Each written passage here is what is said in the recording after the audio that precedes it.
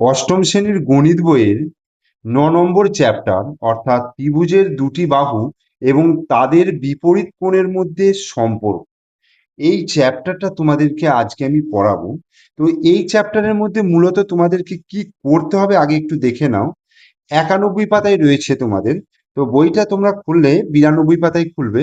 তো ৯২ পাতায় কি রয়েছে দেখো, উপপাদ্য ৪ রয়েছে, ঠিক আছে। এই উপপাদ্য ৪টা তোমাদেরকে করতে হবে। আর এখানে দেখো ৯৩ পাতায় দেখো উপপাদ্য 6 রয়েছে, এইটা করতে হবে। এই যে উপপাদ্য ৪ এবং উপপাদ্য ৬, এই দুটো জ্যামিতিক যে প্রমাণ রয়েছে, এই দুটো জ্যামিতিক প্রমাণের মধ্যে দেখবে তোমাদের পরীক্ষায় একটা দেয়, ঠিক আছে। দুটো প্রমাণ রয়েছে, দুটো প্রমাণের মধ্যে একটা প্রমাণ থাকে, ঠিক আছে। আর এই উপপাদ্য 5 যে রয়েছে, উপপাদ্য 5টা রয়েছে দুটো ত্রিভুজের যে সর্বসমতার যে সূত্র আমরা করেছি, সেই সর্বসমতার সূত্রগুলো এখানে বলা রয়েছে। আর এরপরে তোমাদেরকে করতে হবে যেগুলো, এই যে প্রয়োগ নম্বর ১, প্রয়োগ নম্বর ২, প্রয়োগ নম্বর ৩, ঠিক আছে। তারপরে এখানে প্রয়োগ নম্বর ৪, প্রয়োগ নম্বর ৫। আর তারপরের পাতায় রয়েছে দেখো প্রয়োগ নম্বর ৬ এবং ৭। দেখো এখানে প্রত্যেকটা অঙ্ক আমি তোমাদেরকে ভিডিওর মাধ্যমে বোঝাবো। তবে এই ভিডিওতে তোমাদেরকে আমি ওই জ্যামিতি অর্থাৎ উপপাদ্য 4টা বোঝাবো।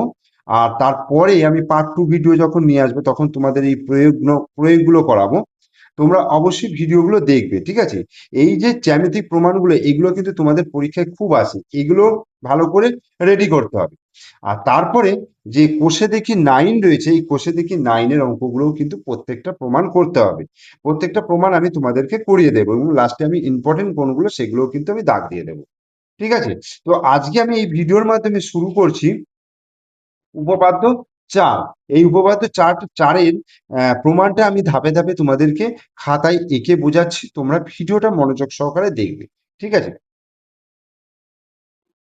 তাহলে দেখো উপপাদ্য 4 কি বলছে। আগে স্টেটমেন্টটা পড়ে নিতে হবে, কি বলতে চেয়েছে দেখো। বলছে কোন ত্রিভুজের দুটি বাহুর দৈর্ঘ্য সমান হলে তাদের বিপরীত কোণগুলির পরিমাপ সমান হবে। কি বলছে, কোন ত্রিভুজের দুটি বাহুর দৈর্ঘ্য সমান, কোন ত্রিভুজের দুটি বাহুর দৈর্ঘ্য সমান, এটা বলে দেয়া রয়েছে। বলছে যে একটা ত্রিভুজের যদি দুটো বাহুর দৈর্ঘ্য সমান হয়, তাহলে তাদের যে বিপরীত কোণগুলো, সেই কোণগুলোর পরিমাপও কিন্তু সমান হবে, এটা আমাকে প্রমাণ করতে হবে। তো একটা জ্যামিতি, একটা উপপাদ্য প্রমাণ করতে গেলে তার প্রথমেই যেটা করতে হয় সেটা হচ্ছে চিত্রটা অঙ্কন করতে হবে, ঠিক আছে। তাহলে আমি চিত্রটা অঙ্কন করে নিই। প্রথমত একটা ত্রিভুজ নেব।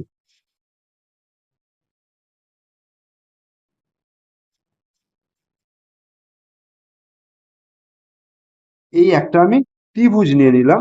ধরো ত্রিভুজটার আমি নাম দিচ্ছি এ, বি এবং সি, ঠিক আছে। এ বি সি হচ্ছে ত্রিভুজটার নাম দিচ্ছি। এখানে বলেছে দুটি বাহুর দৈর্ঘ্য সমান, তাহলে এ বি সি ত্রিভুজের আমি দুটো বাহু, ধরো এ বি আর এসি, এই যে এ বি বাহুর দৈর্ঘ্য আর এসি বাহুর দৈর্ঘ্য, এই দুটো সমান আমি ধরে নিচ্ছি। ধরে নিলে তাহলে প্রমাণ করতে বলছে তাদের বিপরীত কোণগুলোর পরিমাপ।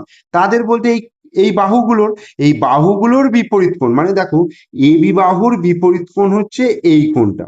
দেখো এবি বাহুর বিপরীত কোণ হচ্ছে এইটা, মানে সি কোণটা। আবার এসি বাহুর বিপরীত কোণটা তাহলে কি হচ্ছে, তাহলে বি কোণটা। বলছে তাহলে বি কোণের সঙ্গে সি কোণ সমান হবে। অর্থাৎ এই দুটো বাহুর দৈর্ঘ্য যদি সমান হয়, তাহলে এদের যে বিপরীত কোণগুলো, সেই বিপরীত কোণগুলো সমান হবে। এখন যদি বলি স্যার যে এই দুটো বাহু যদি সমান না ধরে আমি যদি এই দুটো বাহু সমান ধরি, হ্যাঁ, তাতেও হবে। এই দুটো বাহু যদি সমান ধরি তাহলে এর বিপরীত কোণ এটা হবে, আর এর বিপরীত কোণ এটা হবে, তাহলে এই দুটো কোণকে সমান প্রমাণ করতে হবে। সেম জিনিস, আমি যদি এই দুটোকে সমান ধরি তাহলে এদের বিপরীত কোণ এইটা আর এইটা, এই দুটো সমান হবে। তো সেক্ষেত্রে তিনটে তিনটে ক্ষেত্রেই কিন্তু প্রমাণটা করা যায়।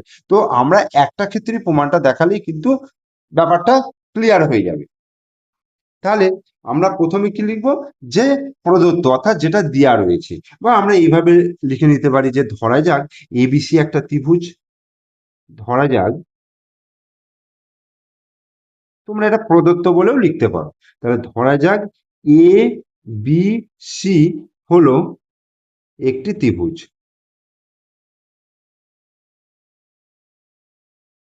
ধরা যাক এবিসি হলো একটি ত্রিভুজ যার দুটো বাহুর দৈর্ঘ্য সমান, আমি এখানে এবি এবং এসি বাহু সমান ধরে নিয়েছি, তাহলে এটা আমি লিখে নিলাম এ বি সমান এসি। ধরা যাক এ বি সি একটি ত্রিভুজ, হলো একটি ত্রিভুজ যার এ বি সমান এসি। এই ভিডিওটা দেখতে দেখতে তোমরা আমার সঙ্গে প্র্যাকটিস করো, দেখবে ভিডিওটা যখন শেষ হবে দেখবে তোমরা এটা নিজেরাই লিখতে পারবে, মানে তোমাদের এটা রেডি হয়ে যাবে। খালি ভিডিওটা মনোযোগ সহকারে দেখো। ধরা যাক এবিসি হলো একটা ত্রিভুজ যার এবির সঙ্গে এসি সমান, বোঝা গেল। এবার কি করব, এর পরের পার্টটা হচ্ছে প্রমাণ করতে হবে বা প্রামাণ্য। তাহলে করতে প্রমাণ করতে হবে যে, কি প্রমাণ করতে হবে? প্রমাণ করতে হবে, দেখো এবি বাহুর বিপরীত কোণ হচ্ছে এইটা, আর এসি বাহুর বিপরীত কোণ হচ্ছে এইটা। তার মানে কোণ কোণ এ বি সি সমান কোণ এ সি বি। বোঝা গেল? আমি সহজ ভাষায় লিখিয়ে দিলাম, বেশি জটিলে যেতে চাইছি না। তাহলে প্রমাণ করতে হবে এবিসি সমান এসিবি, অর্থাৎ এই কোণটার সঙ্গে এই কোণটার সমান, এই কোণটার সঙ্গে এই কোণটা সমান। এরপরে আমি অঙ্কনে চলে যাব। অঙ্কন হচ্ছে আমাদের প্রমাণ করার জন্য কিছু বাড়তি চিত্র বা বাড়তি অংশ এখানে অঙ্কন করতে হয়, মানে আঁকতে হয়, যার জন্য আমাদের প্রমাণটা করতে সুবিধা হবে। ঠিক আছে? তো কি করব, কোন এর সমদ্বিখণ্ডক টানবো যা বিসি কে ডি বিন্দুতে ছেদ করবে। কোন এর সমদ্বিখণ্ডক বলতে, ধরো এই একটা কোণ, এই একটা কোণ, মানে এটাকে সমান ভাগে ভাগ করব, এইভাবে সমান ভাগে ভাগ করবে যে সরলরেখা, সেটাকে বলবো সমদ্বিখণ্ডক। অর্থাৎ এইটাকে, এই কোণটাকে আমি সমান দুভাগে ভাগ করব, একটা সরলরেখা টানবো, এই সরলরেখাটা যেটা বিসি কে ডি বিন্দুতে ছেদ করেছে, এবং এইটার সঙ্গে কিন্তু এইটার সমান হবে। বোঝা গেল? তাহলে কি লিখবো, ত্রিভুজ এবিসি এর কোণ বিএসি এর সমদ্বিখণ্ডক অঙ্কন করা হলো যা বিসি কে ডি বিন্দুতে ছেদ করে। তাহলে কি লিখবো, ত্রিভুজ এবিসি এর ত্রিভুজ এবিসি এর কোণ বিএসি, এই যে বিএসি, এই কোণটার সমদ্বিখণ্ডক, কোণ বিএসি এর সমদ্বিখণ্ডক, সমদ্বিখণ্ডক কোনটা, এডি, সমদ্বিখণ্ডক এডি, সমদ্বিখণ্ডক এডি অঙ্কন করা হলো, অঙ্কন করা হলো যা, এডি অঙ্কন করা হলো যা যা বিসি বাহুকে, যা বিসি বাহুকে ডি বিন্দুতে ছেদ করে।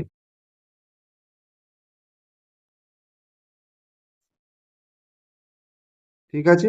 ডি বিন্দুতে ছেদ করে, তাহলে সমদ্বিখণ্ডক এডি অঙ্কন করা হলো যা বিসি বাহুকে ডি বিন্দুতে ছেদ করে। এইবার আমরা প্রমাণে চলে আসছি। প্রমাণটাই কি দেখো, প্রথমত আমি কি করব, দুটো ত্রিভুজ নিয়ে নেব। এই যে এডি সমদ্বিখণ্ডকটা টানা হয়েছে, দেখো এই গোটা ত্রিভুজটা দুটো ভাগে ভাগ হয়েছে, দুটো ত্রিভুজে ভাগ হয়েছে। কি কি ত্রিভুজ আছে, এ বি ডি আর এ সি ডি। তাহলে ত্রিভুজ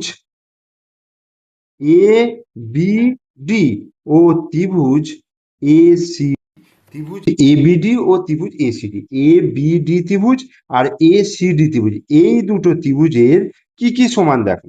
এই দেখো এ বি বাহুর সঙ্গে এসি বাহুটা সমান, এ বি সমান এসি। এটা এটা কি, এটা ধরে নেওয়া হয়েছে বা প্রদত্ত, যেটা বলে দিয়েছে প্রদত্ত।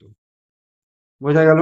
এরপরে দেখো এডি বাহুটা হচ্ছে সাধারণ বাহু, আর একটা কোণ দেখো এই কোণের সঙ্গে এই কোণ সমান, তার কারণ অঙ্কন অনুসারে এডিটা তো কোণ বিএসি সমদ্বিখণ্ডক। তাহলে আমরা কি লিখতে পারবো, অতএব কোণ বিএডি সমান কোণ সিএডি। তাহলে এখানে কারণটা কি লিখবো, যেহেতু কোণ বা এডি, এডি কোণ বিএসি এর সমদ্বিখণ্ডক, এর সমদ্বিখণ্ড, কোণ বিএসি এর সমদ্বিখণ্ড। তাহলে কোণ বিএডি সমান কোণ সিএডি হয়ে গেল। দেখো কোণ বিএডি সমান কোণ সিএডি। আর একটা কি আছে দেখো, এডি হচ্ছে সাধারণ বাহু, মানে এই ত্রিভুজেরও এডি বাহু, আবার এই ত্রিভুজটারও এডি বাহু। দুটো ত্রিভুজেরই কিন্তু একটাই বাহু, তার মানে সাধারণ বাহু।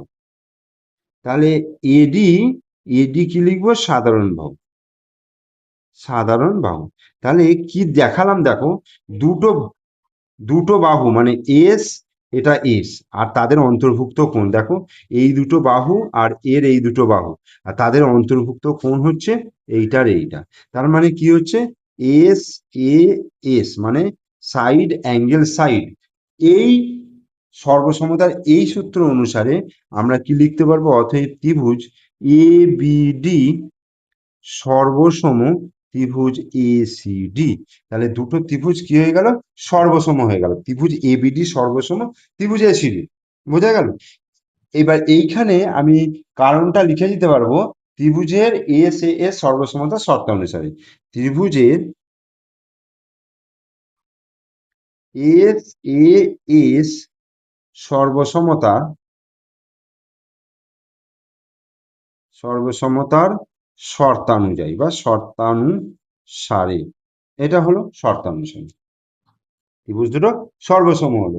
এবার যেই ত্রিভুজ দুটো সর্বসম হলো, তাহলেই আমরা বলতে পারবো যে এই ত্রিভুজের এই কোণটার সঙ্গে এই ত্রিভুজের এই কোণটা সমান। কেন সমান?